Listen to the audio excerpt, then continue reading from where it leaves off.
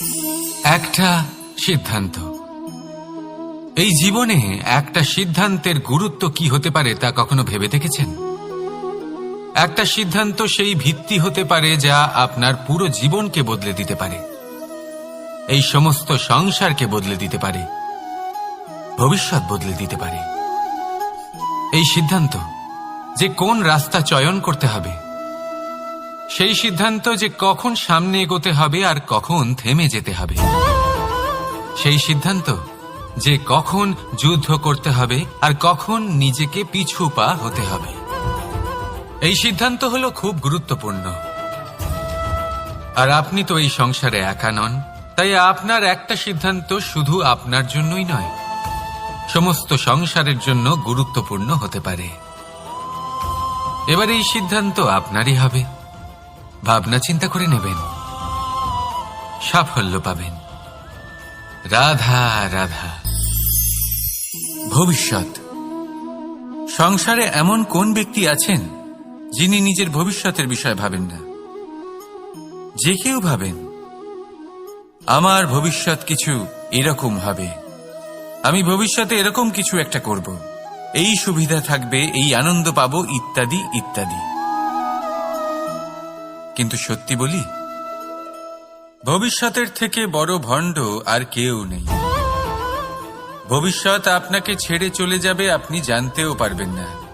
ভবিষ্যৎ আপনার থেকে আপনার বর্তমান কেড়ে নেবে।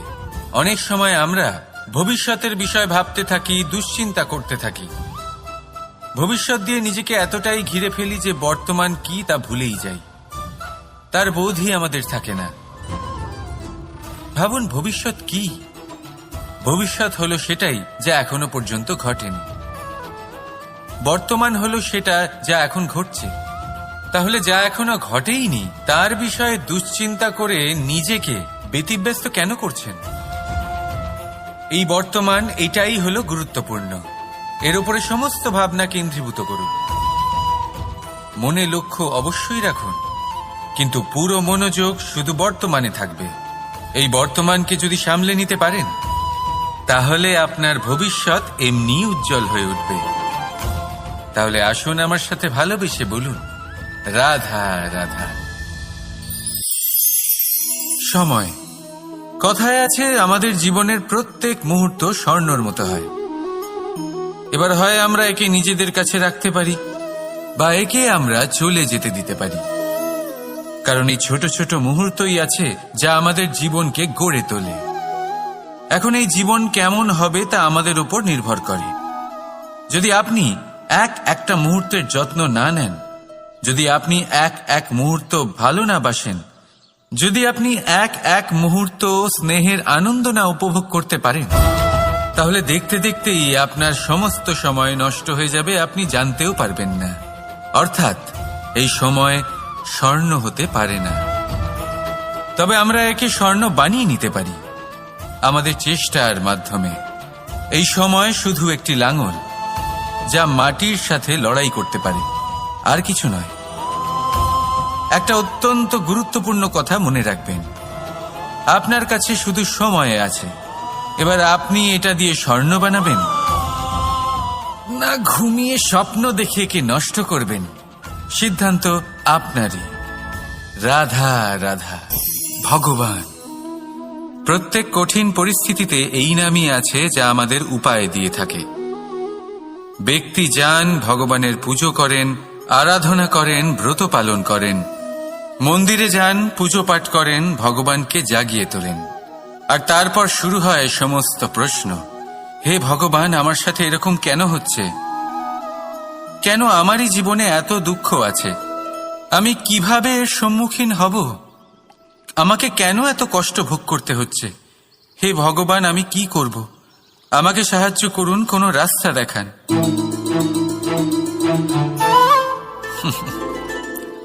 চলুন আমি আপনাকে একটা প্রশ্ন করি।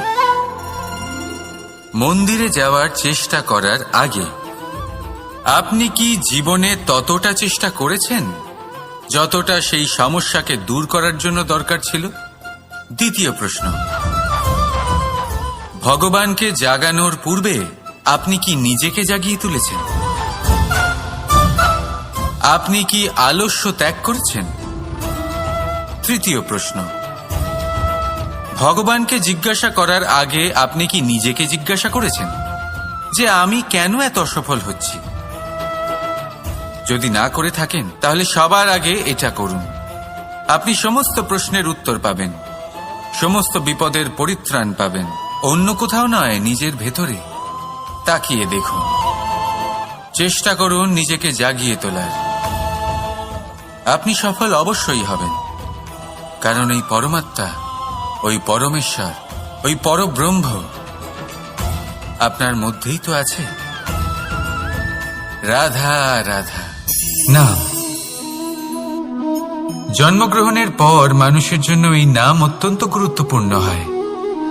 মাতা, পিতা, পুরোহিত সকলেই সেই অক্ষর খুঁজতে শুরু করেন যা দিয়ে আপনার নাম শুরু হবে।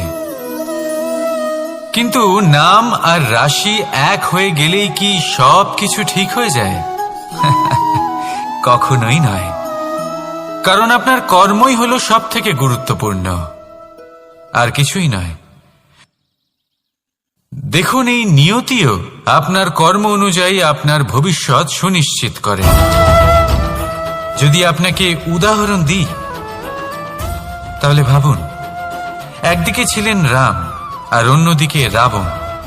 দুজনেরই নাম শুরু হয় র দিয়ে, কিন্তু একজন পেলেন এক ভয়ানক পরিণতি আর অন্যজন সমগ্র সংসারের মনে চিরস্মরণীয় হলেন। তাহলে মনে রাখবেন, নাম নয়, কর্মই হলো শ্রেষ্ঠ। আর যদি তা শ্রেষ্ঠ হয় তাহলে আপনার নাম এমন স্থানে পৌঁছবে যা সংসারের কেউ মুছে ফেলতে পারবে না। তাহলে আসুন আমার সাথে ভালোবেসে বলুন, রাধা রাধা। অনেক সময় যখন আমরা কর্ম করি, সাফল্য লাভ করি, কঠিন পরীক্ষায় উত্তীর্ণ হই, বড় কাজ করি, আমাদের মনে হয় এই সংসার আমাদের একটু প্রশংসা করুক, ভালো লাগে। অনেকবার মনে হয় এটা হলো আমাদের কর্মের ফলই বটে, আমরা আনন্দ পাই। কিন্তু যখন আমরা এই প্রশংসা পাই না, তখন কি হয়? আমরা দুঃখী হয়ে যাই, ভেঙে পড়ি। মনে হয় যেন আমার জন্য কেউ চিন্তাই করে না। এমন মনে হয় যেন আমাদের আনন্দে অন্য কেউ আনন্দই পায় না। অনেক রকম ভাবনা আসে। কিন্তু আমি আপনাকে একটা প্রশ্ন করতে চাই, আপনি যে কাজই করেন না কেন, যে কর্মই করেন না কেন, তা কি শুধুমাত্র প্রশংসার জন্য করেন? যদি এরকম হয়ে থাকে তাহলে সেই ভাবনা এক্ষুনি ত্যাগ করুন, কারণ এই প্রকৃতি আমাদের অন্য শিক্ষা দেয়।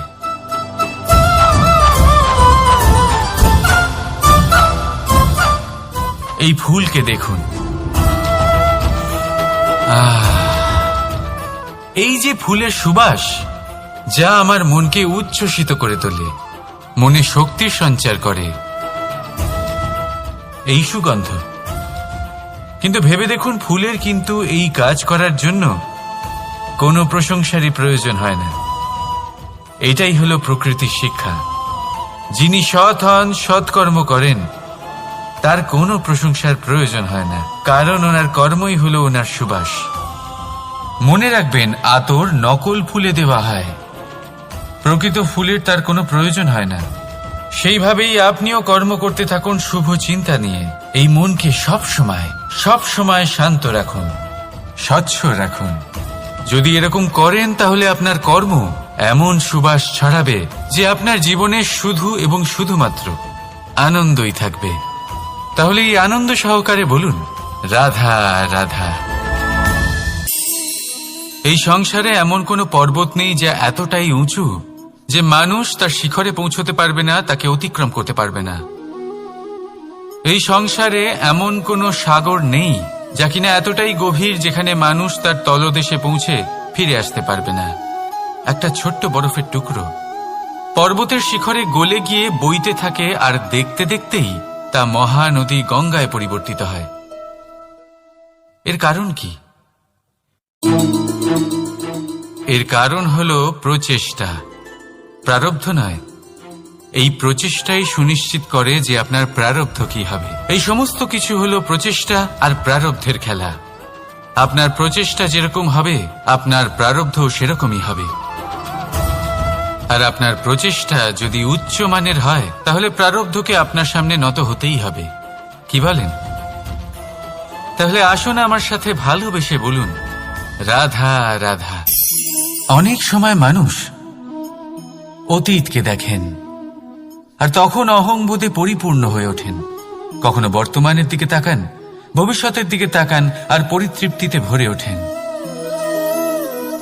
কেন বুঝতে পারেন না একটা সহজ কথা? এই যে সৃষ্টি, এই সৃষ্টি হলো একটা বড় চক্র যা বারংবার আপনার কাছে ফিরে আসবেই। কঠিন থেকে কঠিনতর পরীক্ষায় আপনাকে নিযুক্ত করবে, যাতে আপনাকে উত্তীর্ণ হতেই হবে। যা কাল ছিল তা আজ নেই, এটা সবাই জানেন। যা আজ আছে তা হয়তো কাল থাকবে না, এটাও আপনাকে মেনে নিতে হবে, তাও আবার হাসি মুখে। শান্ত থাকতে শিখুন আর কখনোই মনের মধ্যে অহংকার উৎপন্ন হতে দেবেন না। হতে শিখুন সেই হিমবাহের মতো। হয়তো এই জন্যই এত শীতল থাকে, কারণ ও জানে গতকালও জল রূপে ছিল, আজ বরফ রূপে হয়তো আছে, কিন্তু কাল পুনরায় সে জলেই পরিণত হবে। নিজেকে শান্ত রাখুন। হয়তো আজ আপনি সাফল্যের শিখরে আছেন, হয়তো বা নেই। আপনাকে প্রত্যেক দিন অবশ্যই দেখতে হবে। শুধু নিরন্তর প্রচেষ্টা করতে থাকুন, প্রত্যেক পরিস্থিতির জন্য তৈরি থাকুন আর একে ভারসাম্যে রাখতে শিখুন। আপনার কাল হোক, আজ হোক বা আগামীকাল, আপনার ভালো দিন হোক বা খারাপ দিন, সব পবিত্র হয়ে যাবে। তাহলে আসুন আর আমার সাথে ভালোবেসে বলুন, রাধা রাধা। দোল উৎসবে এই সমগ্র সংসার রং নিয়ে খেলা করে, কিন্তু এই রঙের সারমর্ম এই সংসার কি জানে? কখনো দেখেছেন একটা চিন্তিত মুখ শুধুমাত্র রঙের স্পর্শ পেয়ে আনন্দিত হয়ে ওঠে? দোলে আমরা কি করি? পুরাতনকে ত্যাগ করি আর নতুনকে স্বাগত জানাই। শিশিরকে বিদায় জানিয়ে এক নতুন ঋতুকে আগমন জানাই। দুশ্চিন্তা দূর করে আসার নতুন রঙে রঙিন হয়ে ওঠা, নিজেকে আনন্দিত করা, এটাই তো হলো দোল। এবার দোলের একটা ব্যাপার আছে, দুটো রঙে একসাথে রঙিন হওয়া যায় না। একটা রং উঠলে তবেই আরেকটা রং লাগা সম্ভব। আরো একটা প্রশ্নও রয়েছে, কোন রংকে তুলে দিয়ে কোন রং মাখানো যেতে পারে? যদি আপনাকে উদাহরণ দিই, লোভের এই রং, তা যতক্ষণ লেগে থাকবে আনন্দের রং লাগতে পারবে না। যা হয়েছিল দ্বারকাবাসী এবং সামন্তক মণির মধ্যে। ভ্রান্তির রং যতক্ষণ লেগে থাকবে সত্যের রং লাগতে পারবে না, যা হয়েছে রুক্মিণীর সাথে। আর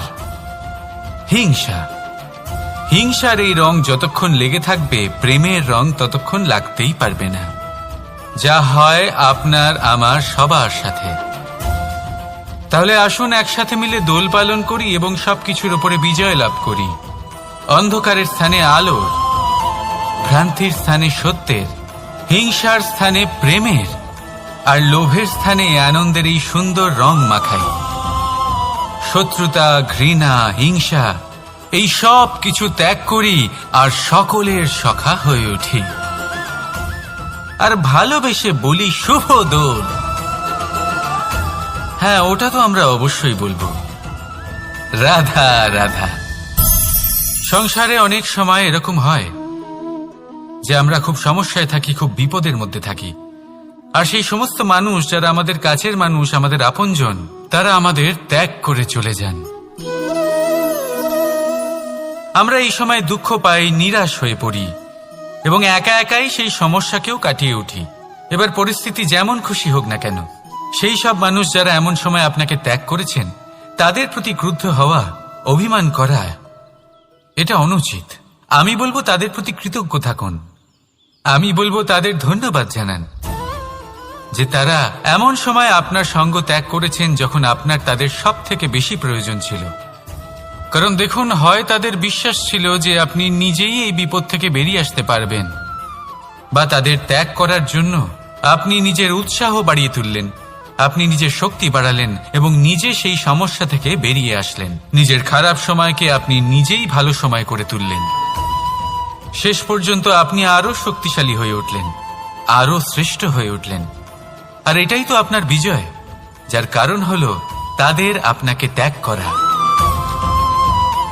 তাহলে তাদের ধন্যবাদ জানান, আর আমার সাথে ভালোবেসে বলুন, রাধা রাধা। ধন, ধন হলো কারোর জন্য মোহ, আবার কারোর জন্য মায়া, কারোর জন্য হয়তো ভাগ্য, আবার কারোর জন্য কর্মের পারিশ্রমিক। দেখতে গেলে এই ধন হয়তো সবার জন্যই অত্যন্ত প্রয়োজনীয় হয়ে থাকে।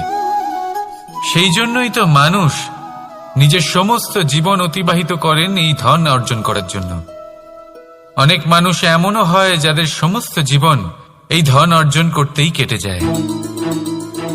প্রত্যেক মানুষই চেষ্টা করেন যেন তিনি ধনী হন, যত সম্ভব বেশি ধন অর্জন করতে পারেন, সম্পন্ন থাকতে পারেন। আর তা হবে নাই বা কেন? কারণ এটাই হলো এমন এক বস্তু যা আদান প্রদান এমন নানান কাজে আসে। চেষ্টা তো সব মানুষই করেন, ধন অর্জন সব মানুষ করতে পারেন না। কারণ হলো এটাই যে মানুষ ভাবেন যে তার কাছে কিছু ধন এলে তারপর তিনি কিছু করে দেখাবেন, আর ধন ভাবে যদি এই মানুষ কিছু করে দেখান তাহলে আমি তার কাছে আসব। সেই জন্য কিছু করে দেখান, এমন শ্রেষ্ঠ কাজ করে দেখান যাতে ধন নিজেই আপনার কাছে ছুটে আসে। যদি আপনি ধন লাভের আশায় ছোটেন তাহলে আপনি নিজের সন্তোষ ভাব হারিয়ে ফেলবেন, কিন্তু এই সম্পত্তি যদি আপনার কাছে ছুটে আসে তাহলে আপনাকে মহান বলা হবে। সেই জন্য কাজ করুন, শ্রেষ্ঠ কাজ করে দেখান, দেখবেন এই ধন ফলস্বরূপ আপনার কাছে আসবেই আসবে। তাহলে আসুন আমার সাথে ভালোবেসে বলুন, রাধা রাধা। আমাদের মনে সবসময় একটা প্রশ্ন এসেই থাকে, এই জীবন যা কিনা ঈশ্বর আমাদের দিয়েছেন, একটা জীবন, ঈশ্বর এক আত্মা দিয়েছেন পৃথিবীতে বাঁচার জন্য। যতদূর আমরা জানি আমাদের কাছে একটাই জীবন রয়েছে। আমরা ভাবি এই জীবন গুছিয়ে কিভাবে রাখা যায়। প্রত্যেক মানুষ ভাবেন যে আমি কি করি যাতে এই জীবনকে গুছিয়ে রাখা যায়, কিরকম কর্ম করব, কিরকম পুণ্য করব, কি ধরনের শাস্ত্র পড়ব যাতে আমি সেই জ্ঞান অর্জন করি যাতে জীবনটা সুন্দর করে তুলতে পারি। আমাদের সমগ্র জীবন কেটে যায় এই প্রশ্নের উত্তর খুঁজতে, সেই শাস্ত্র অধ্যয়ন করতে। এমন অনেক মানুষ তাও বুঝতে পারেন না। আসুন আজ আমি আপনাকে একটা সহজ কথা বলি, যার দ্বারা আপনি নিজের জীবন সুন্দর করবেন। জীবন, জিহ্বা, এদের দুজনেরই হলো একটাই রাশি। জিহ্বা অর্থাৎ আপনার কথা, এই কথাকে সংযত রাখুন, একে সুন্দর করে তুলুন, মধুর কথা বলুন, যতটা সম্ভব একে নিয়ন্ত্রণে রাখুন। আপনার জীবন সুন্দর হয়ে উঠবে। কারণ এই শব্দ হয় অত্যন্ত শক্তিশালী। এটা হলো এমন এক বন্ধন যা আপনার সামনের মানুষকে আপনার ব্যক্তিত্বের সাথে জুড়ে দিতে পারে। তাই এই শব্দ সংযত রাখুন, একে সুন্দর করে তুলুন। আপনার জীবন আপনা থেকেই সুন্দর হয়ে উঠবে। আর আসুন এই মধুর সুন্দর অনুভূতি দিয়ে বলুন, রাধা রাধা। জীবন, এই জীবন আসলে কি?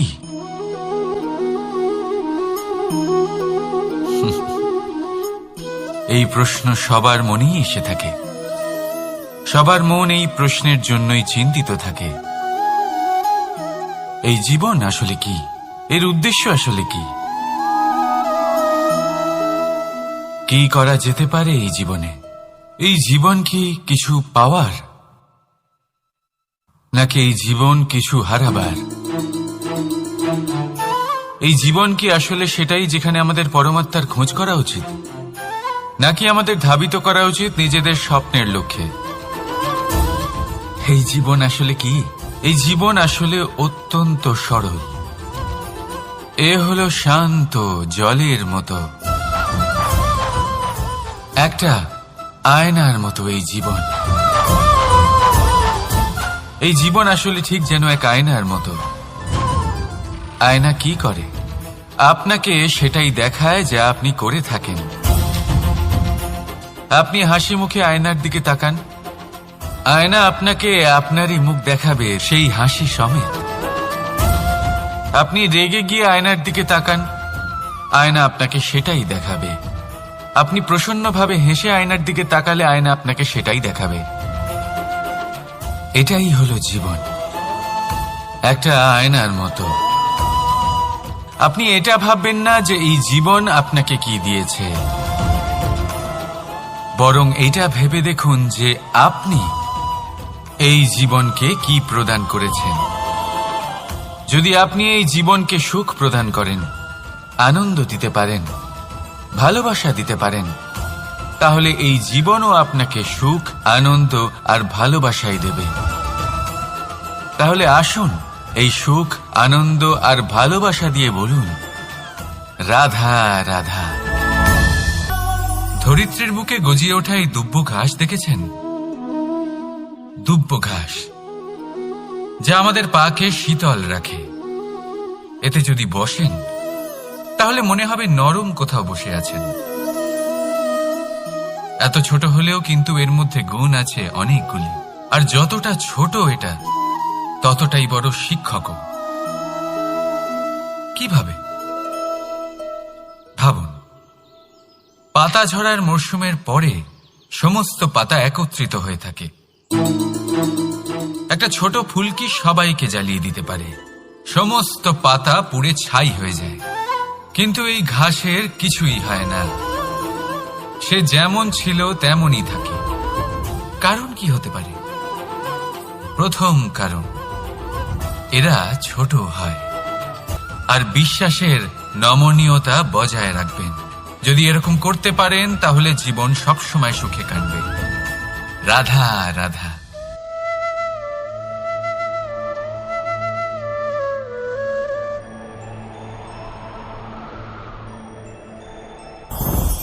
লোভ আপনার অন্তরের আরো একটা শত্রু। দেখতে গেলে এটা একটা শব্দ, একটা সংস্কৃত শব্দ। লব ধাতু থেকে উৎপন্ন হয়েছে। এর অর্থ কিছু লাভ করা। কিছু লাভ করা অনুচিত নয়, আরো কিছু লাভ করাও অনুচিত নয়, কিন্তু সব থেকে বেশি আমি লাভ করব। আমি আরো চাই, আরো বেশি চাই, আরো বেশি পেতে চাই। এটাই হলো লোভ। আর এই লোভ যখন গ্রাস করে তখন আপনি যা পেতে চান, সে ধনই হোক বা মানই হোক, তা অর্জন করার জন্য মানুষ যে কোনো স্তরে পৌঁছে যেতে পারে। যদি মানুষ ধন অর্জন করতে চান তাহলে তার জন্য তারা অধর্মের পথেও চলতে পারেন। যদি সম্মান অর্জন করতে চান তাহলে অন্য মানুষকে ছোটও করতে পারেন। শেষ পর্যন্ত আপনার এটা মনে হতে পারে যে যদি একটু অল্পই প্রাপ্ত করতাম, কিন্তু ভালোবেসে প্রাপ্ত করতাম, এই জীবন আরো অনেক বেশি সুখী হতো। লোভ আপনার জীবনে, আপনার মনে কখন যে প্রবেশ করবে সেটা আপনি জানতেও পারবেন না। তাই এটা চিনতে শিখুন আর তৎক্ষণাৎ জীবন থেকে বাইরে ফেলে দিন। যা কিছু লাভ করতে চান তা ভালোবেসে লাভ করুন, আর সেই ভালোবাসার সাথেই বলুন, রাধা রাধা।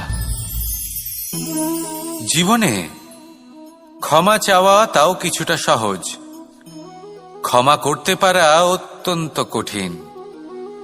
ক্ষমা দুই অক্ষরের এই শব্দ হতে পারে, কিন্তু অত্যন্ত বড় এই শব্দ, অত্যন্ত গুরুত্বপূর্ণ এই শব্দ।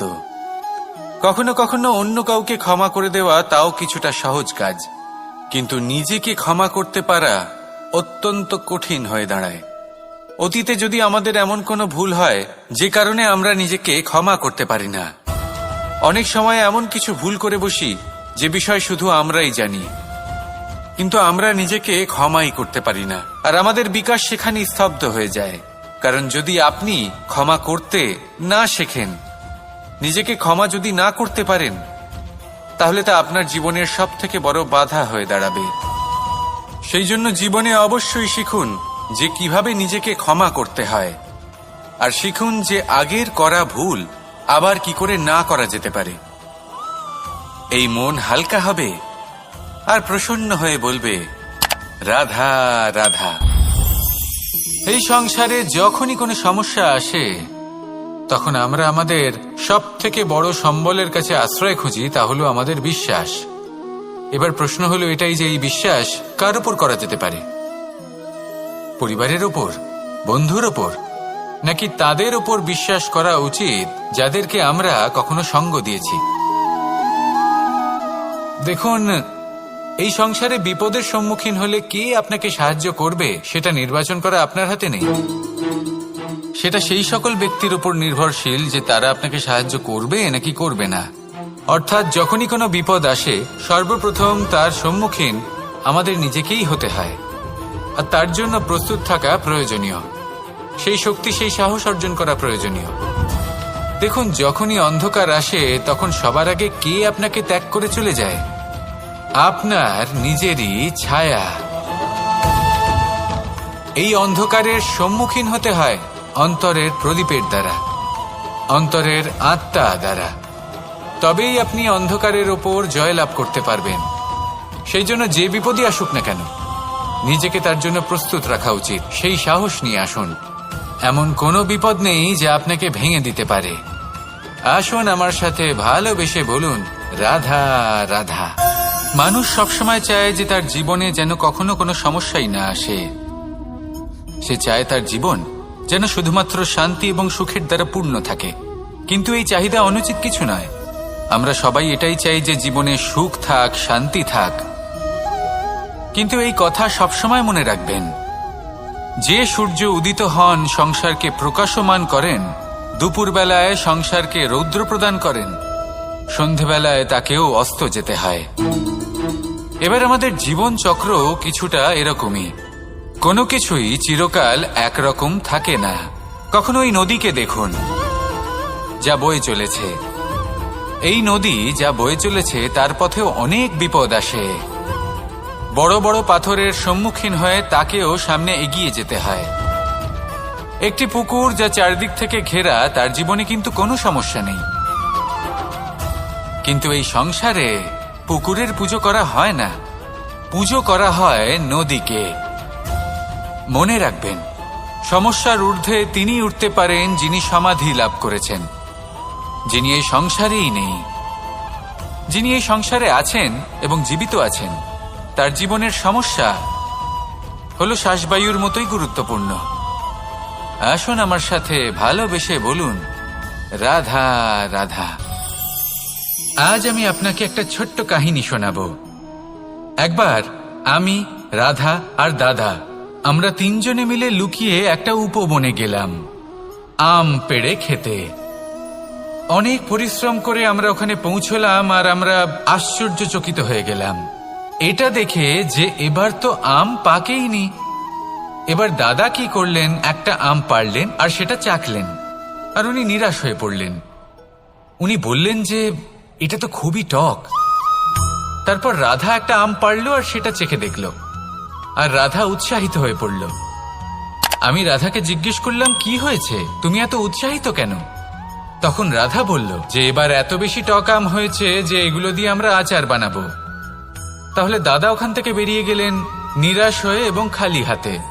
রাধাও ওখান থেকে বেরিয়ে গেল কিন্তু উৎসাহিত হয়ে, আর অনেকগুলো কাঁচা আম সাথে নিয়ে।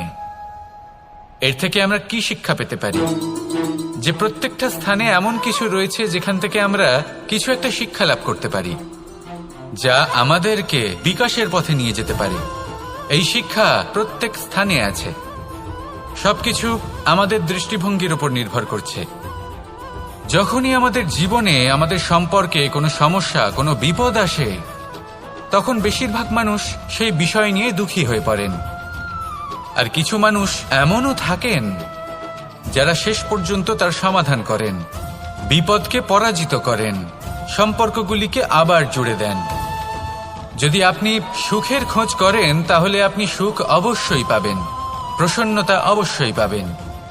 যদি আপনি দুঃখ খোঁজেন তাহলে দুঃখ অবশ্যই পাবেন।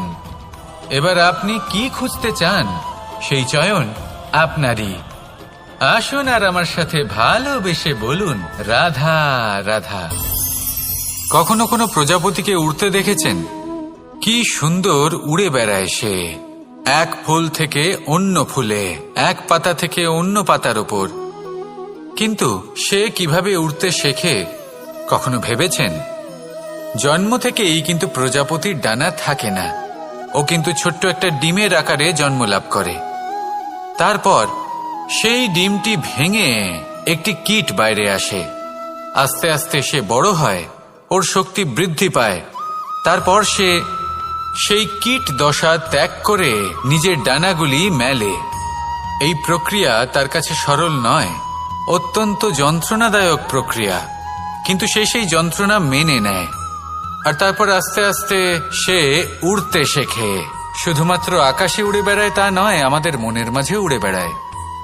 এবার এই ডিম থেকে প্রজাপতি হয়ে ওঠার যে যাত্রা, এটা যতটা কঠিন ততটাই কঠিন হয় এই সংসারে শ্রেষ্ঠ কর্ম করা, ততটাই কঠিন হয় এই সংসারে মহান হয়ে ওঠা।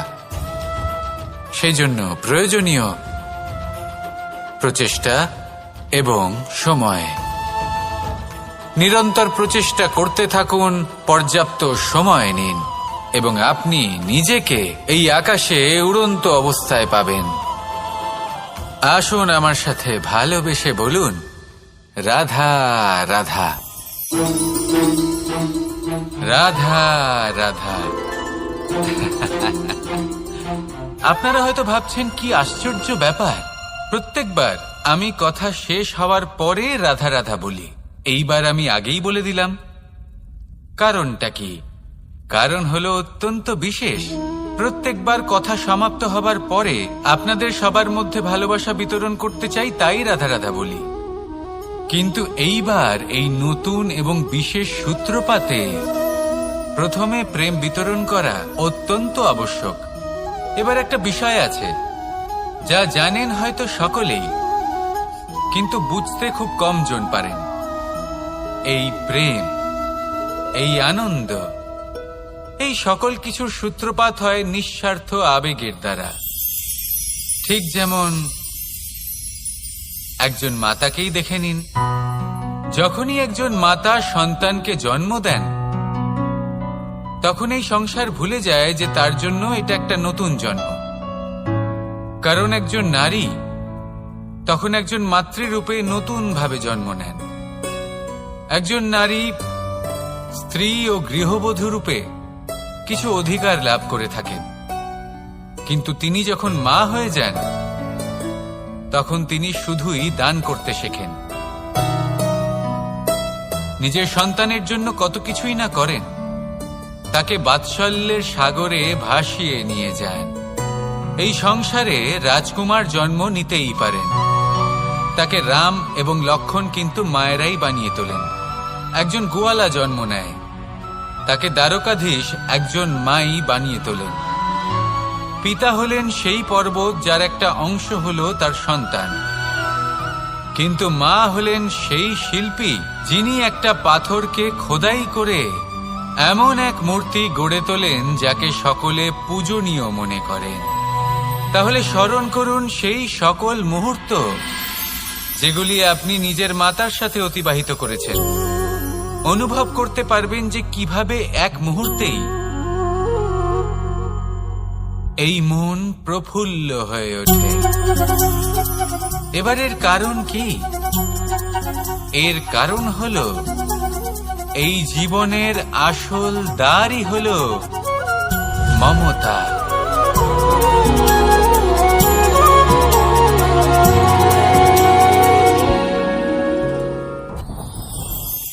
যত শক্তিশালী এই মন, তত শক্তিশালী এই শরীরও। এই যে আমাদের শরীর, এটা আসলে কি? এ হলো একটা রথের মতো। আর একটা রথ ততক্ষণ চলতে পারবে না যতক্ষণ না তাকে কোনো সারথি চালাবে। এই মন হলো শরীরের সারথি। এবার ভাবুন, যদি এই সারথি শক্তিহীন হয়, দুর্বল হয়, তাহলে এই রথের কি হবে? এটা উচিত পথে চলতে পারবে না, উচিত গতিতে চলতে পারবে না, মন মতো স্থানে এটা পৌঁছতেও পারবে না। সেই জন্য মনের শক্তি অত্যন্ত প্রয়োজনীয়। এবার মনের শক্তি আমরা কোথা থেকে লাভ করি? দৃঢ়তার শক্তি থেকে। এবার এই শক্তি আমরা কিভাবে বাড়াতে পারি? আমরা প্রতিদিন কিছু নতুন স্থির করি, কিছু ছোট কিছু বড়, আর যেই আমরা নতুন কিছু পূর্ণ করি আমাদের মনের শক্তি বেড়ে যায়। আর যদি পূর্ণ না করতে পারি মনের শক্তি কমে যায়। একটা দেওয়ালের মতো ছোট ছোট ছোট ছোট শিলা আমরা একটার পর একটা স্থাপন করে একটা দেওয়াল তৈরি করি। এতগুলো পাথর যখন একত্রিত হয়ে যায় তখন এমন এক দেওয়াল তৈরি হয় যাকে ভাঙা প্রায় অসম্ভব হয়ে দাঁড়ায়। সেরকমই হয় মন এবং দৃঢ়তা। ছোট ছোট কাজ করে নিজের লক্ষ্য পূর্ণ করুন। এই লক্ষ্য যদি পূর্ণ হয় তবে মনের শক্তি বাড়বে। কিছুটা এইভাবে যে যত বড়ই বিপদ আসুক না কেন সেই বিপদ নিজে হার মেনে নেবে, কিন্তু আপনার মন ততটাই শক্তিশালী থাকবে। তাই মনের শক্তি বাড়াতে থাকুন যাতে আপনি উচিত পথে চলতে পারেন, উচিত গতিতে চলেন আর মনোবাঞ্ছিত স্থানে পৌঁছতে পারেন। তবেই এই মন প্রসন্ন হয়ে বলবে, রাধা রাধা। আমি রাধাকে ভালোবাসি, আর এই কথাটা সমগ্র সংসার জানে। আর সময় অন্তরে লীলার দ্বারা, বিভিন্ন ঘটনা দ্বারা, কর্মের দ্বারা আমি নিজের এই ভালোবাসা রাধার সামনে প্রকাশ করি। এবার আপনি বলবেন এসবের কি প্রয়োজন?